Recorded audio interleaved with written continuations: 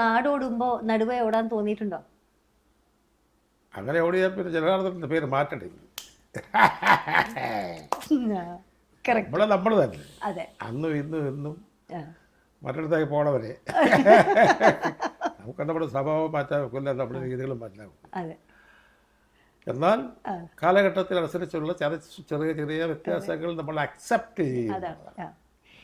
ഏറ്റവും അധികം ഏത് നടന്റെ കൂടെ അഭിനയിക്കുമ്പോഴാണ് ഏറ്റവും ചാലഞ്ചിങ് ആയിട്ട് അവനോനിൽ കൂടുതലായിട്ടും അഭിനയിക്കണം സ്ക്രീൻ? അങ്ങനെ ഒരു പ്രത്യേകത എനിക്ക് തോന്നിയിട്ടില്ല. കാരണം അഭിനയിക്കാൻ കഴിവുള്ള മിടുക്കന്മാരുടെയും മിടുക്കത്തെ സ്ത്രീകളുടെയും കൂടെ മാത്രമേ ഞാൻ അഭിനയിച്ചിട്ടുള്ളൂ.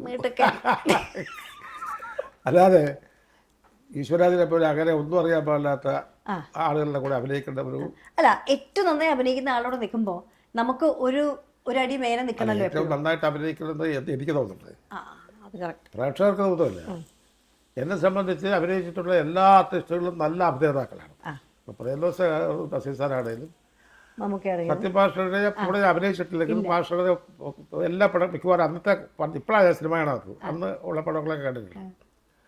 മറ്റുള്ള ആർട്ടിസ്റ്റുകൾ മമ്മൂട്ടി, മോഹൻലാൽ, അവരിവരൊക്കെ അവരുടേതായ സ്റ്റൈലും അവരുടേതായ കഴിവുമുണ്ട്. അപ്പോൾ അതിൽ നമ്മൾ ഇന്നരാര് വലുത് ഇന്നാര് ചെറുത് എന്ന് പറയാം.